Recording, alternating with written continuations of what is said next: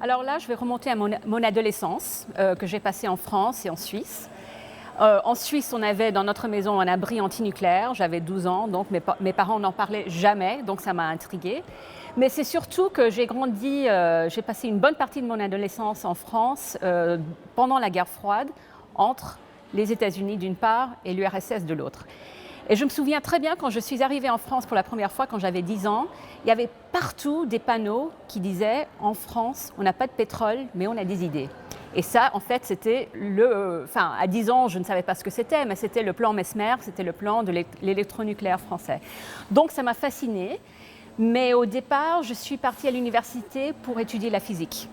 Et c'était, pour moi, le nucléaire, c'était quelque chose de politique, c'était sur le côté. Et puis, au fur et à mesure, je me suis rendu compte que, en fait, faire de la science, ça ne m'intéressait pas tellement, mais étudier les dimensions politiques de la science et des techniques, ça m'intéressait énormément.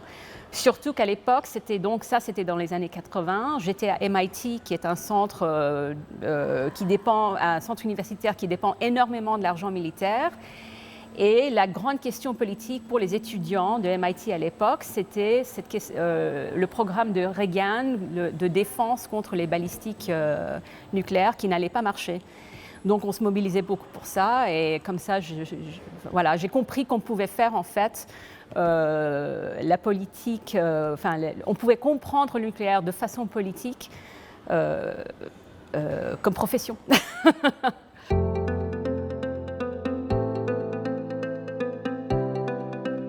Mais ça dépend où. Donc en Chine, en Russie, en Inde, elles se portent très bien. D'ailleurs, la Russie a comme vocation d'exporter le nucléaire un peu partout. Ils font des centrales nucléaires flottantes. Il y en a une dans l'Arctique maintenant. Ils ont pour vocation d'exporter le nucléaire en Afrique. Donc, de leur point de vue, tout va très bien. Du point de vue, si on regarde plutôt aux États-Unis, enfin en Amérique du Nord et en Europe, le nucléaire se porte très mal. Parce qu'à ce moment-là, on voit bien qu'il y a des centrales nucléaires qui demandent le prolongement avec un investissement requis de milliards d'euros. Il y a des centrales qui ferment. Aux États-Unis, c'est très difficile de faire une nouvelle centrale nucléaire. Donc ça dépend vraiment d'où on regarde.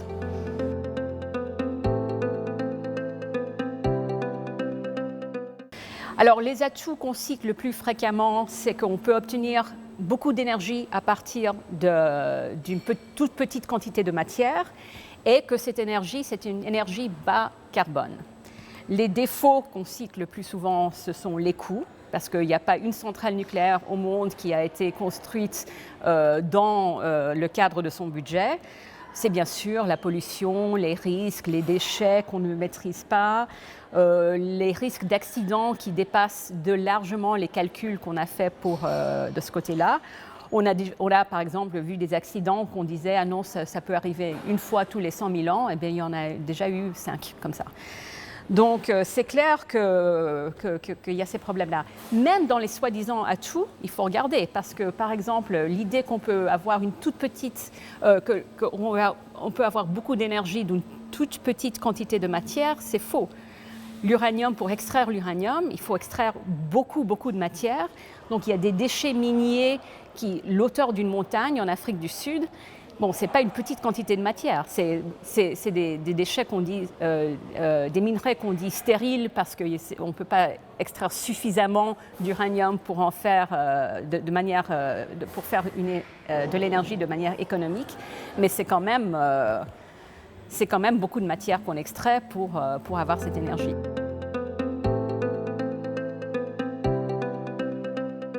Alors là, quand je parle d'exceptionnalité nucléaire, je parle surtout du discours qu'on a sur le nucléaire. C'est-à-dire que dès le départ, on a parlé du nucléaire comme quelque chose qui allait effectuer une rupture énorme dans le monde, politique, géopolitique, comme si cette rupture de la matière qu'on effectue avec la fission pouvait avoir des répercussions politiques comparables. Donc, dès le départ, on tenait le même discours par rapport aux réacteurs nucléaires, c'est-à-dire on disait que comme je viens de le dire, une toute petite quantité de matière va produire une quantité énorme d'énergie. Et puis, il y a les antinucléaires aussi qui disaient que le nucléaire était exceptionnellement polluant, exceptionnellement risqué, etc. Donc, des deux côtés politiques, on traitait le nucléaire comme si c'était quelque chose à part. Ce n'était pas une technique industrielle comme les autres, c'était complètement à part. Et ceci a justifié des tas de politiques. D'une part, la politique du secret. Comme c'est quelque chose d'exceptionnel, il faut garder le secret de manière exceptionnelle. Et puis, d'autre part, les politiques de risque au sein des réacteurs, au sein des mines. Si une activité nucléaire elle est soumise à certaines réglementations, si elle ne compte pas comme une activité nucléaire, elle n'est pas soumise à ces réglementations. Et ça, on le voit très bien dans le cas des mines d'uranium, surtout en Afrique, mais aussi aux États-Unis, où on disait « Ah non, ça ne tombe pas dans l'exception nucléaire, donc on ne va pas leur soumettre à des réglementations nucléaires, c'est-à-dire radiologiques, etc. » Et du coup, vous avez des situations où des centaines, voire des milliers de mineurs ont attrapé le cancer 10, 15, 30 ans après avoir travaillé dans les mines parce que leur travail ne comptait pas comme nucléaire, comme exceptionnellement nucléaire. Donc l'exception nucléaire, en fait, c'est un outil politique qu'on utilise qui peut avoir des avantages, mais qui a aussi présente beaucoup de risques.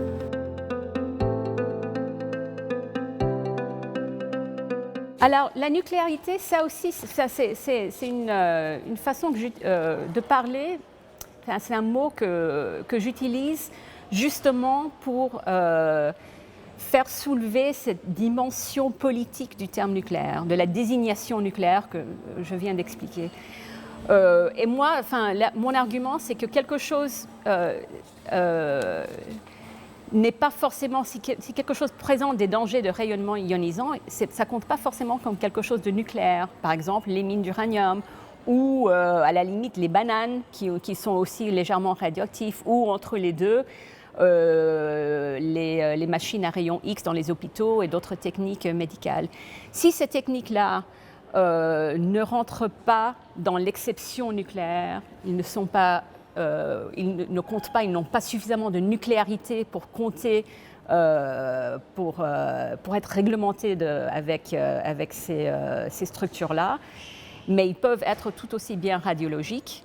Ils peuvent présenter les mêmes dangers pour les opérateurs des machines à rayons X et autres. Ils sont tombent très souvent malades de cancer à cause de manque de protection. Et donc, la nucléarité, c'est la désignation politique de quelque chose de radiologique, si vous voulez.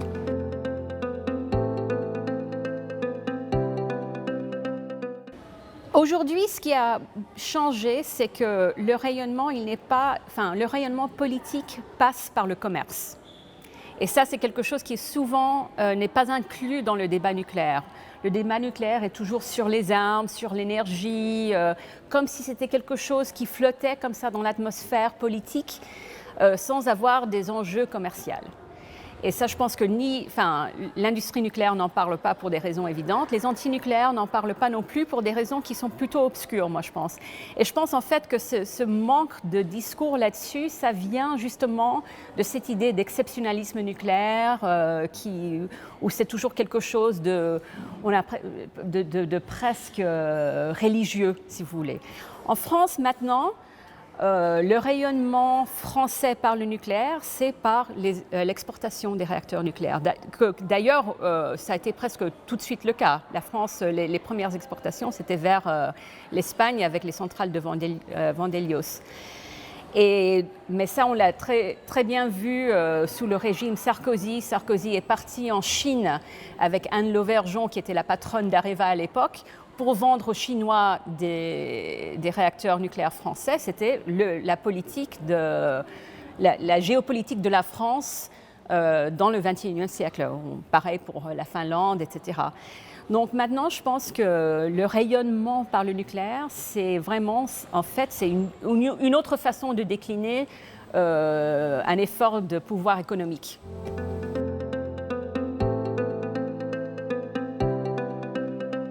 Absolument pas. Et ça ne l'a jamais été, hein. C'est-à-dire que dès le projet Manhattan, le premier grand projet pour la bombe atomique aux États-Unis, c'était un projet international. Il y avait des scientifiques canadiens, français, anglais, allemands, des réfugiés allemands. Il y avait la matière qui venait du Congo belge, l'uranium qui venait du Congo belge à l'époque. Et c'était ainsi de suite pour tous les programmes nucléaires. Même le programme nucléaire russe, il dépend des matières qui venaient de l'Empire russe, de l'Empire soviétique plutôt. En France, ça a toujours dépendu de l'uranium qui venait d'Afrique et d'ailleurs. En Angleterre aussi, l'uranium qui venait de l'Australie, de l'Afrique du Sud, du Canada. Donc tous les grands programmes nucléaires sont de fait des programmes internationaux. L'idée que ça conduit à l'indépendance énergétique est une idée complètement fausse, pas plus que le pétrole. C'est exactement pareil. C'est une idée politique qu'on utilise pour prôner un certain type de technique, mais tous les grands systèmes techniques sont forcément des systèmes internationaux.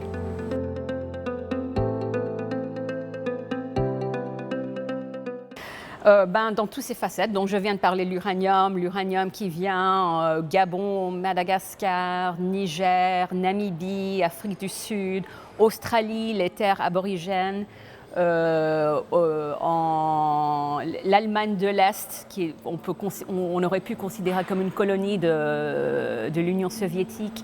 Aux États-Unis et au Canada, beaucoup de mines d'uranium se trouvaient dans les terres des indigènes, des Premières Nations, comme on dit là. Donc, à partir de ce moment-là, c'est une entreprise coloniale. Et puis aussi, il y a les essais atomiques. Donc, tous les pays ont fait des essais atomiques dans les terres coloniales. Aux États-Unis, c'était dans le Pacifique, dans les îles de Marshall. En France, c'est en Algérie. Enfin, les Français l'ont fait en Algérie d'abord et puis ensuite en Polynésie française. Les Britanniques ont testé leurs bombes dans les terres des indigènes australiens, à Maralinga, les Soviétiques sur les plaines du Kazakhstan, et ainsi de suite. Donc, encore une fois, c'est une entreprise coloniale du début jusqu'à la fin.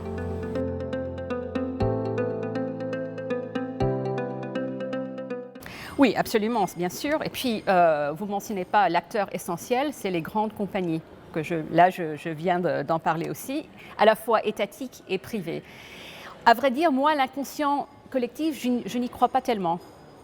Pour moi, je ne sais pas s'il existe. Pour moi, le problème, c'est les liens, comme vous avez dit, très étroits entre les investissements, les liens entre civils et militaires, les infrastructures qui résultent. Donc en France, par exemple, le programme nucléaire a soutenu la sidérurgie, l'industrie de la vitre Saint-Gobain, enfin plein d'autres industries qui ont eu une grande bouffée d'air, une relance avec le nucléaire. Et c'est pareil, ça, je cite la France, mais encore une fois, c'est pareil un peu partout.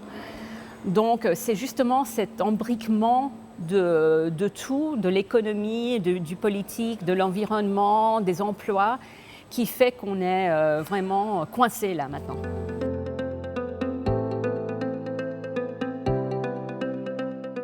Et ça remonte même plus loin, parce que le radium que Marie Curie a utilisé venait aussi des mines du Congo belge. Donc en fait, dès le départ, le colonialisme belge était impliqué dans le monde nucléaire.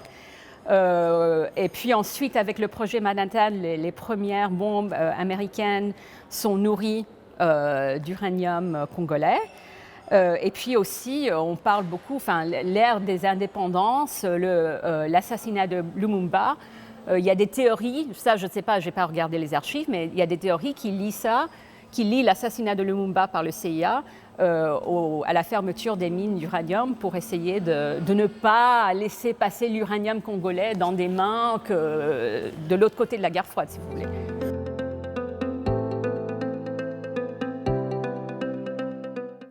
Point de vue éthique, moi je dirais plutôt oui, c'est éthique, c'est l'essentiel, mais l'éthique c'est toujours politique.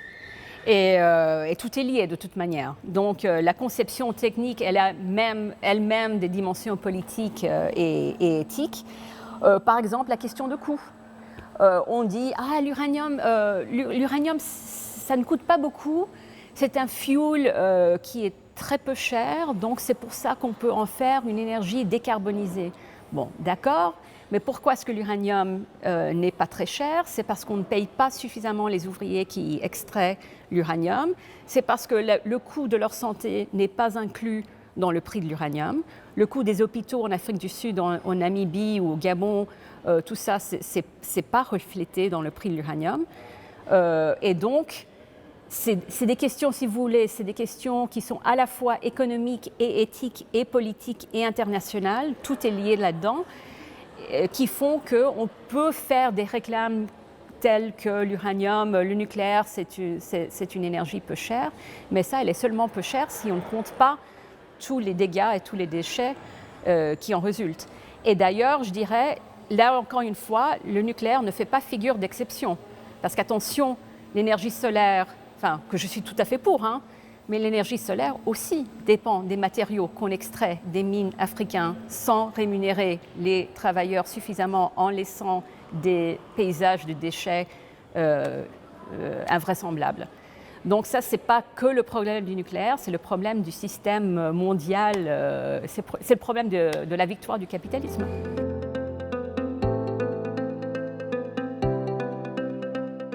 Alors c'est une question qui est souvent posée. Dans la mesure que le nucléaire aujourd'hui repose sur des techniques, des pratiques, des infrastructures qui ont été développées, exploitées de manière profondément antidémocratique, on peut dire que non.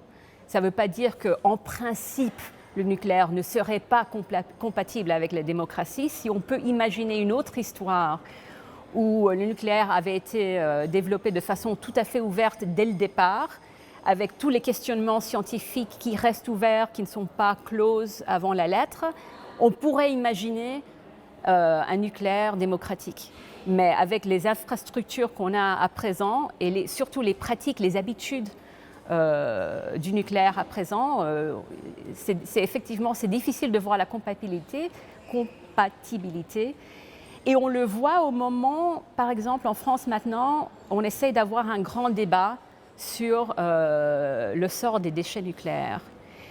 Et là, des deux côtés, on ne se comprend pas. Moi, je pense, comme quelqu'un qui a étudié beaucoup la France et qui est un peu en dehors de la France, je pense que ce serait possible d'avoir ce débat de manière vraiment démocratique. Mais je dirais que au point où nous en sommes, les antinucléaires ne se mettent pas dans ce débat de façon de bonne conscience, si vous voulez. Et bien sûr, l'État aussi, l'État de Macron a de grands problèmes pour organiser quelque chose qui soit vraiment ouvert. Donc le problème vient des deux côtés, pour moi, dans cette question-là. Voilà.